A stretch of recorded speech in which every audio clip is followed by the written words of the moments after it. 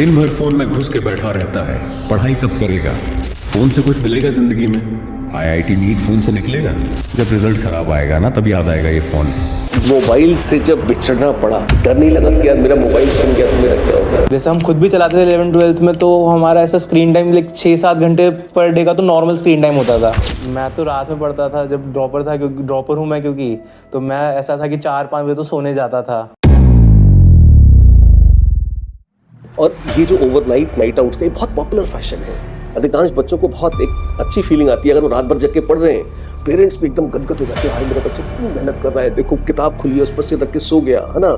तो वो आते हैं, रजाई उठाते हैं, सिर सहलाते हैं। तो उन्होंने सजेस्ट करा था कि बेटा कोटा में बाहर तो नहीं भेजूँगा, क्योंकि कोटा में डिस्ट्रैक्शन बहुत सारे हैं कि आप कोचिंग से जब हॉस्टल जाओगे उसके बीच में डिस्ट्रैक्शन बहुत सारे मिलेंगे। कोटा को लेकर एक जो ये सुसाइड फैक्ट्री वाला भी जो कॉन्सेप्ट आ गया है, एक कोटा फैक्ट्री नाम की एक सीरीज आई थी 1, 2, 3, जिन्होंने कोटा की सबसे भयंकर एंटी पब्लिसिटी करी है ना। कोटा में ये था कि अगर हम कोई कोचिंग में जाएंगे तो अगर हमें स्टार बैच वहाँ का मिल जाता है तो हमारा जेई हो जाएगा, वरना हम सिर्फ वहाँ फीस भरेंगे। मेंस आपका एक बार इंटरव्यू क्लियर हो जाएगा कि आपका हाँ मेंस हो गया, आपके कुछ फॉर्मूला भी सवाल आने लग रहा है आजकल बिल्कुल ही। लेकिन अगर जब आप एडवांस में जाओगे तो यहाँ पर फिर एडवांस में कुछ बच्चे भी बहुत पीछे छूट जाएंगे।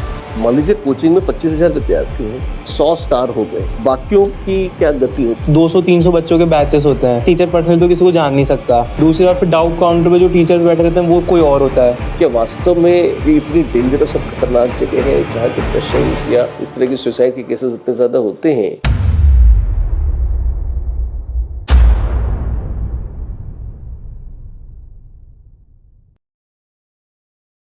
आज मिलवाते हैं हम आपको हमारे दो बहुत ही प्यारे बच्चों से, आशुतोष और रजत। सीताराम सर। सीताराम।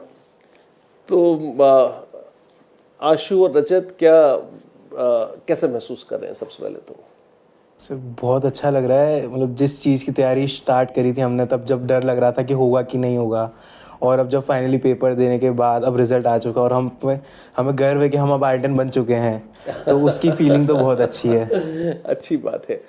तो कोटा आने के पहले की जर्नी क्या थी? जैसे 11th-12th तक कहाँ पढ़े, क्या रहा, और फिर कोटा आने का मन कैसे बना? सर 11th-12th हमने लोकल स्कूल से ही करी थी। झालावाड़ का बेस्ट स्कूल था जिसमें हम पढ़ते थे। तो 11th-12th में थोड़ी बहुत जेईई की प्रिपरेशन वहाँ से करी थी। फिजिक्स तब मेरा अच्छा था, केमिस्ट्री मैथ्स मेरे से नहीं होती थी वहाँ पर। तो फिर जब ड्रॉप लेने की बारी आई तो हम सबके घर में कोई ना कोई होता है जिनसे आप कंसल्ट करते हैं। तो मेरे चाचा हैं, उनसे मैंने कंसल्ट करा, उनको आप जानते हो अच्छे से। तो उन्होंने सजेस्ट करा था कि बेटा कोटा में बाहर तो नहीं भेजूँगा, क्योंकि कोटा में डिस्ट्रैक्शन बहुत सारे हैं कि आप कोचिंग से जब हॉस्टल जाओगे उसके बीच में डिस्ट्रैक्शन बहुत सारे मिलेंगे। एंड उनको पता है कि 1 साल की जर्नी आसान नहीं होती। तो शुरू के 1 महीना में चलो मोटिवेट रह के डिस्ट्रैक्शन अवॉइड कर दूंगा, बट किसी पॉइंट ऑफ टाइम पे जब मेरा डाउनफॉल चल रहा होगा या मेरे को थोड़ा डिप लगेगा, उस टाइम में मैं किसी ना किसी डिस्ट्रैक्शन में फंस के उलझ जाऊँगा और फिर मेरी जो एक पोटेंशियल रैंक आ सकती है वो ना ला पाऊँगा। तो फिर उन्होंने सजेस्ट करा था कि वीआरपी बेस्ट कैंपस है, क्योंकि रेजिडेंशियल प्रोग्राम है, आपको बाहर की दुनिया से ज़्यादा इंटरेक्शन होगा ही नहीं। तो आप एक बहुत प्रोटेक्टेड एनवायरनमेंट में रहोगे जहाँ आपको डिस्ट्रैक्शंस का वो ही नहीं है। एक आज के टाइम में मोबाइल फ़ोन बहुत बड़ा डिस्ट्रैक्शन है। जैसे हम खुद भी चलाते थे 11th-12th में, तो हमारा ऐसा स्क्रीन टाइम 6-7 घंटे पर डे का तो नॉर्मल स्क्रीन टाइम होता था। 6-7 घंटे? 6-7 घंटे पर डे का। आशु आपका भी था इतना? मेरा 4-5 घंटे का था। 4-5 घंटे इज ऑल्सो लाइक ट्रेमेंडस। हाँ ठीक है। और जब आप पढ़ाई करो तो इतना टाइम आप नहीं वेस्ट कर सकते। तो अब मेरे को इतना पता था अगर मैं कम भी करूँगा इसको पूरा ट्राई करके तो भी मैं 3 घंटे तक ले आऊँगा, उससे कम नहीं कर पाऊँगा, क्योंकि I was a mobile phone addict. तो VRP is completely mobile restricted zone. वहाँ पे तो हमारे सामने हमने टीचर्स को भी मोबाइल फ़ोन यूज़ करते हुए नहीं देखा। उनके पास रहते थे कि इमरजेंसी में कोई कॉल वॉल करना हो तो सिर्फ उसलिए रहते थे। टीचर्स भी वहाँ पे फ़ोन नहीं यूज़ करते, और हमें वहाँ पे ऑफिशियल फ़ोन रहता है, तो आपको घर पे बात करनी है तो उधर से आप बात कर सकते हो, और आपको उसके अलावा काम भी क्या है वहाँ पे, जो कि लॉजिकली सही भी है। ओके। एक टाइम है, मैं जब एक महीने के लिए मैं ऐसे ही रूम लेके रहा था वहीं मेरे लोकल में, तो वहाँ पर मेरा फ़ोन में खुद तो यूज़ एक घंटे करता होगा कि मम्मी पापा से बात कर ली, बाकी मेरा फ़ोन मेरे रूममेट्स वगैरह के पास रहता था, तो उसका स्क्रीन टाइम 2-3 का मिला के वो 16 घंटे जाता था। तो यानी कि जेईई प्रिपरेशन का सबसे बड़ा किलर अगर कोई है स्टूडेंट्स के लिए तो वो सेल फोन है। रिपीटर्स कब शुरू करते हैं? जून में शुरू करते हैं। हाँ। और जून से लेकर अगले मई तक की तपस्या है। मई में तो जेईई हो ही जाता है ना। और बाद की जब एक बार जेईई मेन फर्स्ट राउंड हो जाता है उसके बाद तो अपने आप ही सारा ये मोबाइल का स्वाद मर जाता है मन से ये तो शुरू का चस्का होता है। जब मेन पढ़ाई करनी होती है ना, जून जुलाई अगस्त सितंबर, इसमें जो बर्बादी होती है वक्त की, वो सेल फोन से बहुत होती है। और बहाना क्या होता है कि भाई सेल फोन पर हम ऑनलाइन क्लासेस अटेंड कर रहे हैं, है ना, हम मोटिवेशन ले रहे हैं। अच्छा, ये मोटिवेशन का बड़ी माया है मोटिवेशन की। खैर, इस बारे में भी देखेंगे, अगर मौका लगता है तो बात करेंगे। ओवरऑल कोटा की जो परसेप्शन है वो, मतलब मुझे ध्यान आता है कि आज से अगर हम 20 साल पहले देखें तो it was a city of dreams. देश के कोने कोने से बच्चे यहाँ इस दृष्टि से आते थे कि हम अपना करियर, अपना फ्यूचर बिल्ड करेंगे। और कोटा इसीलिए बहुत अच्छा राइज भी किया, क्योंकि जो बच्चे सक्सेसफुल होते थे, ग्रेट, जो नहीं भी होते थे उनको ऐसा नहीं लगता था कि वो अपने साथ कुछ नहीं ले गए। वो बहुत कुछ सीख कर जाते थे, मेहनत कैसे करते हैं, स्ट्रक्चर्ड तरीके से डेली जो काम करने की शक्ति है, कंसेप्चुअली चीज़ों को देखना है, बहुत सारी चीज़ें वो सीखते थे। तो ऑफ लेट, लेकिन अगर मैं देखूं पिछले 10, 12, 15 साल में थोड़ा सा ये ट्रेंड बदला और एक ढलान की तरफ गया। आपका परसेप्शन क्या था जब आप, वीआरपी को छोड़ दीजिए, अदर देन व्यास रेजिडेंशियल प्रोग्राम, कोटा के बारे में क्या परसेप्शन था आपके? झालावाड़ तो बहुत पास में है कोटा के, क्या इमेज थी आपके दिमाग में, आपके पेरेंट्स के दिमाग में कोटा को लेकर? कोटा में ये था कि अगर हम कोई कोचिंग में जाएंगे तो अगर हमें स्टार बैच वहाँ का मिल जाता है तो हमारा जेई हो जाएगा, वरना हम सिर्फ वहाँ फीस भरेंगे और कोई ज़्यादा, मतलब स्टार बैच के अलावा दूसरे बैचेस में ज़्यादा ध्यान कहीं दिया ही नहीं जाता। ये हमारा परसेप्शन था, जो कि हमें मतलब ऑब्वियसली क्लोज रिलेटिव्स रहते हैं जिनके हमारे भैया दीदी उन पढ़े हैं यहाँ पे, तो उनसे भी यही मिला है कि अगर आप स्टार बैच में हो तो आपका सिलेक्शन हो जाएगा। स्टार बैच पे ही मेन ध्यान देते हैं। रैंकर्स वर्सेस बैंकर्स जो कोटा फैक्टर था उतना तो सही था वहाँ का, ठीक है। हाँ, तो रैंकर्स वर्सेस बैंकर तो बहुत बुरा लगता है कि अब लेट से हम कुछ मार्क्स से या किसी दिन की वजह से नहीं जा पाए स्टार बैच में, तो हमारा तो करियर ही दाव पे लग गया उस तरीके से। स्टार बैच में तो मुश्किल से 50-100 बच्चे होते हैं, और ऐसा तो है नहीं कि वो, अच्छा, वो भी सारे के सारे बाद में टॉप 100 में आ जाए, ऐसा नहीं होता है ना। वो भी उसमें से 5-7 अच्छा करते हैं और 80-90 तो एवरेज पे चले जाते हैं, है ना। लेकिन मान लीजिए कोचिंग में 25,000 विद्यार्थी हैं, 100 स्टार हो गए, बाकियों की क्या गति होती है? कि वो तो मतलब टॉप रैंक्स देखकर आते हैं ना कि भैया यहाँ पे फर्स्ट रैंक आती है, सेकंड रैंक आती है, लेगेसी है इतने सालों की, तो फिर क्या?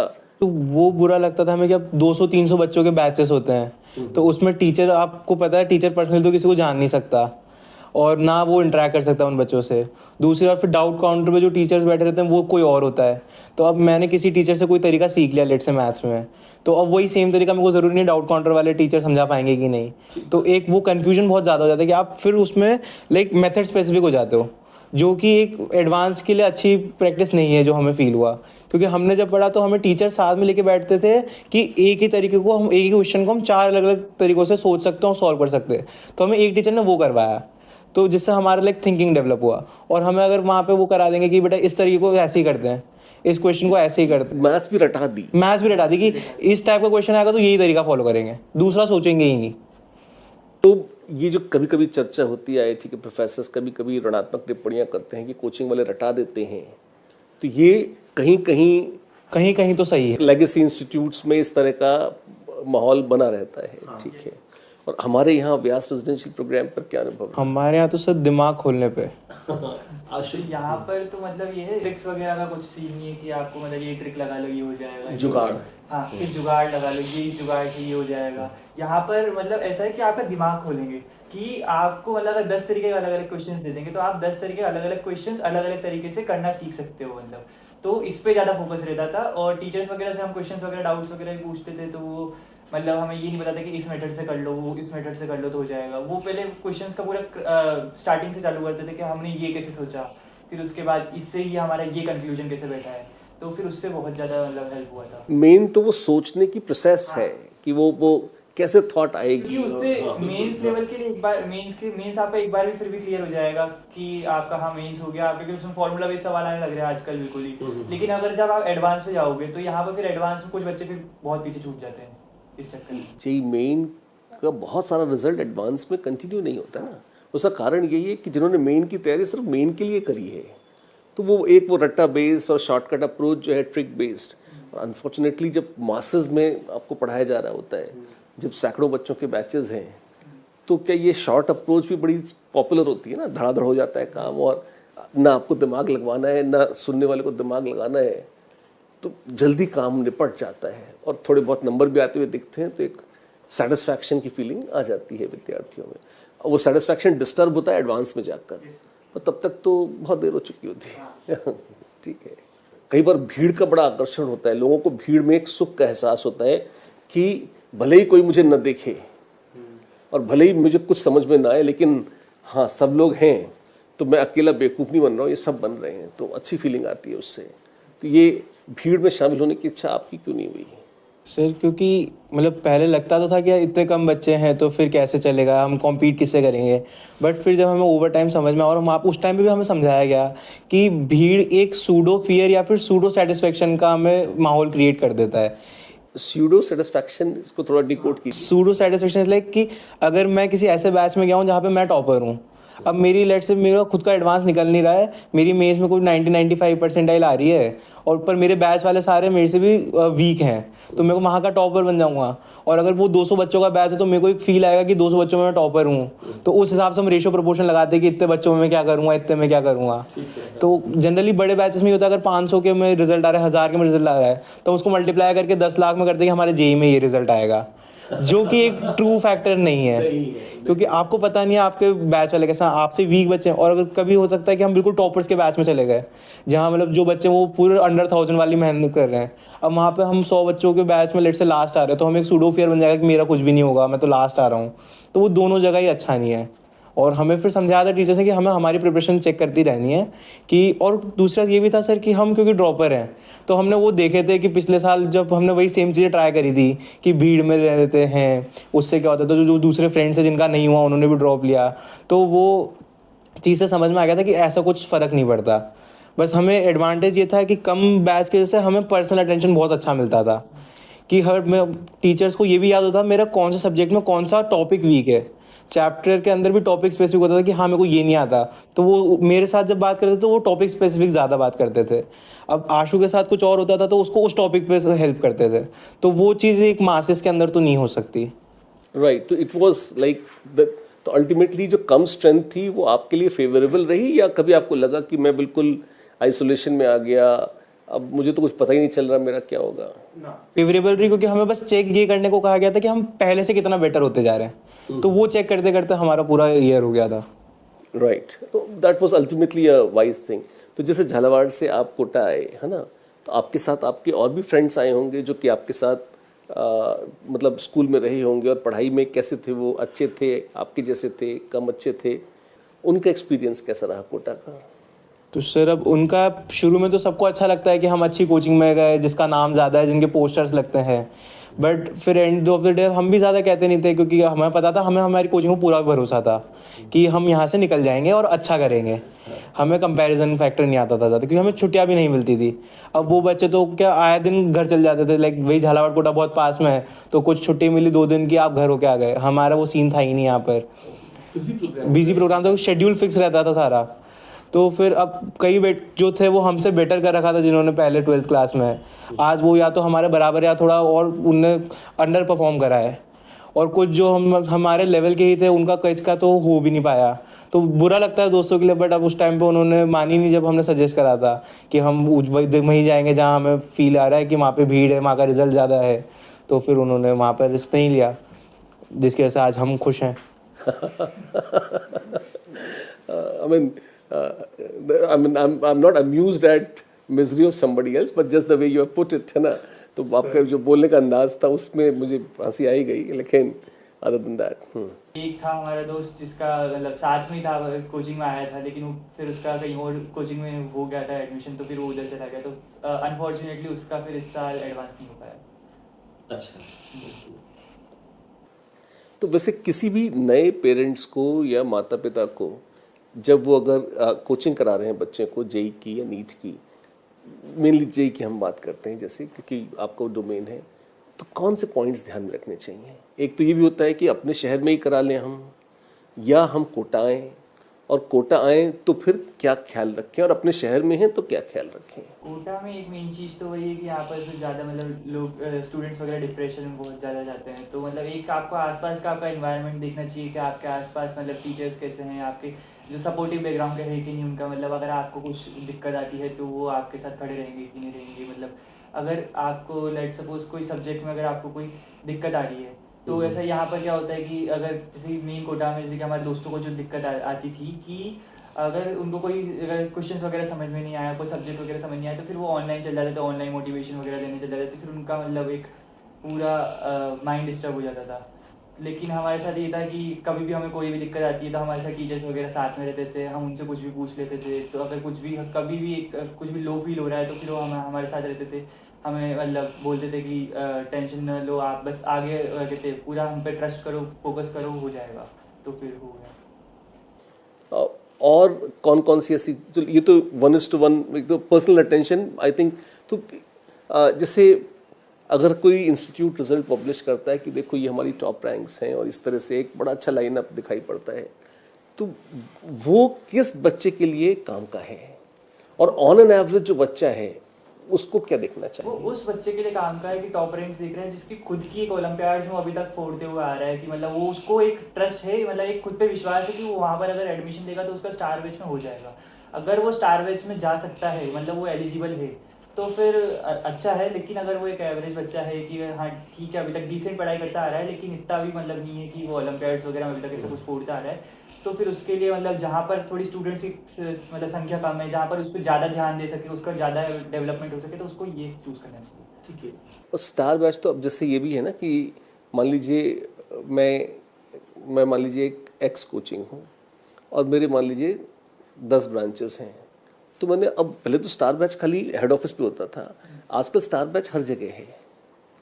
तो वो मतलब वो फंक्शनल है या नहीं वो एक अलग बात है, लेकिन उसका नॉमेनक्लेचर तो स्टार बैच का है कि अगर 10 बैच हैं तो 10 स्टार बैचेस हैं, और अगर 100 ब्रांचेस हैं तो 100 हर जगह लोकल मिनी स्टार बैचेस हो जाते हैं। तो पेरेंट्स और बच्चे अज्यूम कर लेते हैं कि ये स्टार बैच उतना ही फोकस्ड, उतना ही शानदार है जितना शायद हेड ऑफिस वाला होता है। वो तो मतलब वो जैसे कोचिंग होती है, वो तो अपना एक स्पेशल जो उनका स्टार बैच होता है कि यहाँ ये मेरे टॉप 50 बच्चे हैं, उनके लिए अलग से एक स्टार बैच चला लेते हैं, फिर बाकी जो भी है फिर उसके साथ बाकी तो नाम तो किसी का भी स्टार रख दो, उससे कोई फर्क नहीं पड़ता। ठीक बात है।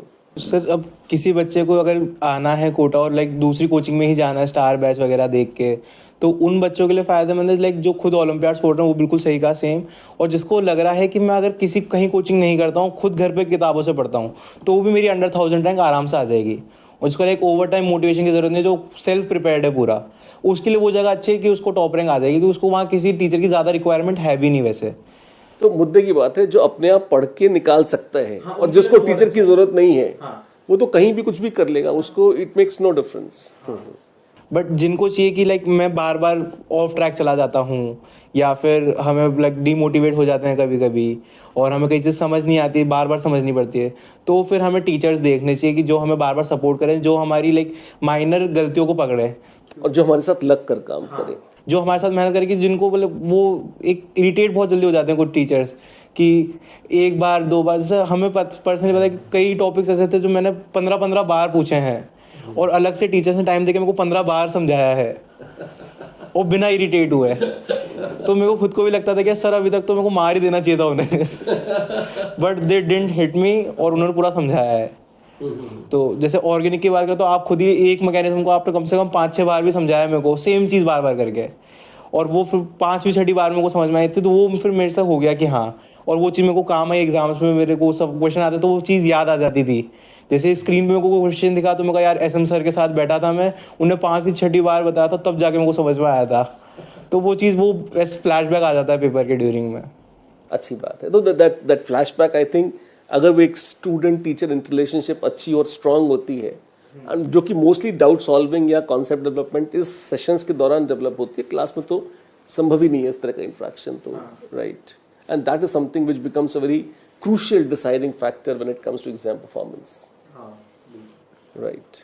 अच्छा, तो एक कोटा को लेकर एक जो ये सुसाइड फैक्ट्री वाला भी जो कॉन्सेप्ट आ गया है, एक कोटा फैक्ट्री नाम की एक सीरीज आई थी 1, 2, 3, जिन्होंने कोटा की सबसे भयंकर एंटी पब्लिसिटी करी, है ना, और कोटा के बहुत अच्छे पॉइंट्स को भी बहुत नेगेटिव लाइट में शो किया।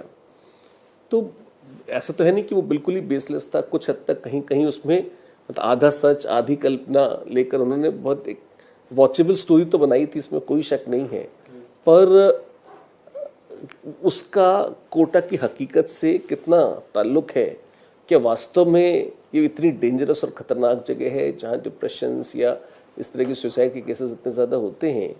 और क्या माँ बाप को यहाँ विद्यार्थियों को भेजने के पहले डरना चाहिए? आपके पेरेंट्स क्या डरे या नहीं डरे? सर एक फन फैक्ट ये बताऊंगा कि कोटा आने के जस्ट पहले मैंने मेरी मदर के साथ ही कोटा फैक्ट्री देखी पूरी। तो जब कोटा में कोचिंग्स देखने की बात चल रही थी तब मम्मी बहुत ज़्यादा डरी हुई थी कि यार ऐसे ऐसे हो जाता है, बच्चे डिप्रेशन में आ जाते हैं, बातचीत नहीं करते घर पे। तो वो she was like so much tense कि वो भेजना ही नहीं चाहती थी। उन्होंने कहा तू ऑनलाइन बैच ले ले, जो करना है घर से ही कर ले। बट देन अगेन फिर व्यास के बारे में समझ में आया। उन्होंने कहा पूरे टाइम टीचर्स वहाँ पे प्रेजेंट रहेंगे। फिर उन्होंने जब आई आपसे बात करी, पंकज सर से बात करी, तो like she had a relief कि हाँ यहाँ भेजा जा सकता है, ट्रस्ट करा जा सकता है। और ऑब्वियसली अब नई कोचिंग थी, उनको भी शुरू में तो थोड़ा दुख रहता ही है। बट उन्होंने जब आप लोगों से पूरी बात करी, अच्छे से हर चीज़ का आप लोगों ने जवाब दिया, उनके सारे डाउट्स क्लियर करे, उसके बाद शी वॉज कॉन्फिडेंट कि this is a good place where she can send her child.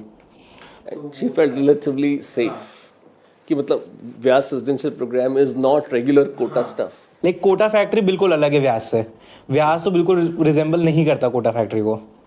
बाकी लोग करते हैं, कुछ हद तक तो करते हैं, एकदम से नहीं कह सकते पूरा का पूरा, बट कई जगह पे करते हैं कि लाइक वही बैचेस सिस्टम जो हमने बताया, तो वो सब कोटा फैक्ट्री में सेम ही दिखा रखा है। और डिप्रेशन इज लाइक कि हम में भी लाइक डिप तो हर स्टूडेंट की प्रिपरेशन में आता है कि आपसे लाइक क्वेश्चंस नहीं बनते तब डिप्रेशन जैसा फील होता है। बट एक सपोर्ट सिस्टम अच्छा जो हमें वीआईपी में मिला वो आई गेस बाहर की कोचिंग में नहीं हो पाता होगा, क्योंकि हमारे पास तो पूरे दिन टीचर्स रहते थे। अब वहाँ तो लाइक जब आप कोचिंग हो तब टीचर, फिर हॉस्टल में जाने के बाद थोड़ी ना कोई रहता है। और हमारा तो लाइक ऊपर वाले फ्लोर पे हॉस्टल है और एक स्टेयर्स उतर के क्लासेस होती थी। तो कभी अगर हमारी तबीयत खराब होती थी तो टीचर्स हमारे रूम में आते थे हमारे चेक करने कि हम क्या है क्या नहीं, डॉक्टर्स के पास ले रहा, तो हम टीचर्स के साथ ही जाते थे डॉक्टर्स के पास भी। तो वो हमें कोई ऐसा लोड नहीं था कि हम क्या करेंगे कैसे करेंगे, या कोई देखभाल करने वाला नहीं है, ऐसी स्थिति नहीं थी। सुबह से लेकर मतलब पूरा दिन बेसिकली आप 24/7 आप टीचर्स के बीच में ही हो।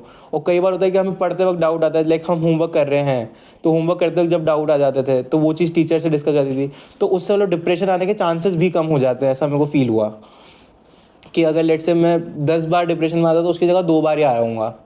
ठीक है। और फिर निकल भी गए शायद। निकलने का टाइम भी बहुत कम था, जिससे कि ऑब्वियसली टाइम वेस्ट भी नहीं हुआ ज़्यादा, तो फिर वो भी इफेक्टिव था। एनी मैसेज यू माइट, जैसे हमारी जो कॉन्वर्जेशन हो रही है इसके माध्यम से, कोई ऐसा कम्युनिकेशन, कोई मैसेज, कोई ऐसी बात जो आप अपने पेरेंट्स के लिए कहना चाहें और किसी के लिए कहना चाहें, जो आपको लगता है कि you wanted to express some gratitude and you want to say something?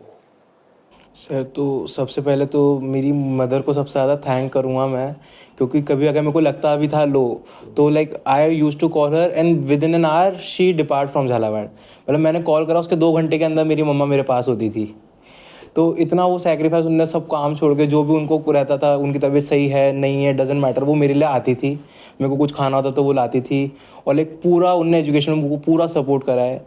और एक मेरे चाचा हैं, लाइक उनका भी सेम 11th-12th में उन्होंने को फिजिक्स पढ़ाई, इसलिए मेरी फिजिक्स स्ट्रांग हो गई थी तब। और मेरे को एक मन हुआ कि मैं ड्रॉप ले सकता हूँ। फिर आपसे उन्होंने ही कनेक्ट करवाया, व्यास के बारे में उन्होंने ही बताया, उन्होंने यहाँ पे भेजा। और लाइक वो नहीं होता तो मैं IIT तो कैसे भी नहीं बन सकता था। और साथ में सर आपको और पंकज सर को सबसे ज़्यादा, कि मतलब इतने ज़्यादा इरिटेटिंग डाउट्स पूछने के बाद भी आप लोगों ने वो सारे क्लियर करे और वो एग्जाम्स में बहुत हेल्प करे। लाइक मेरे को अच्छे से ध्यान है कि आपने जो चीज़ IRP में हमें पढ़ाई थी, लाइक इनऑर्गेनिक रिएक्शन जो आप पढ़ाते हो, उसके एज इट इज़ क्वेश्चन हमारे एडवांस के पेपर में थे। आपने AIR एक नए तरीके से ऑर्गेनिक केमिस्ट्री पढ़ाई थी जो यहाँ कोई किसी टीचर को पता भी नहीं होगा शायद। वो तरीके से मेरी ऑर्गेनिक केमिस्ट्री बहुत जल्दी स्पीड में हो जाती थी एडवांस के अंदर भी। लाइक जो सवाल इन जनरल मेरे कोई फ्रेंड 5 मिनट में सॉल्व करते थे, वो मेरे से 2 मिनट में हो जाता था। और पंकज सर ने तो मैथ्स से प्यार ही करवा दिया था। मैथ्स लाइक मैं हेट करता था मैथ्स को जब 12th से आया था, और यहाँ आके मेरा लाइक सबसे ज़्यादा टाइम मैं मैथ्स को ही देता था सिर्फ। तो लाइक उनके साथ भी 2-2 घंटे के डिस्कशंस होते थे क्वेश्चन के साथ। लाइक क्लास के बाद जब होमवर्क डिस्कशन रहा वो भी 2 घंटे का चल रहा है, तो फिर उनको भी बहुत स्पेशल थैंक्स।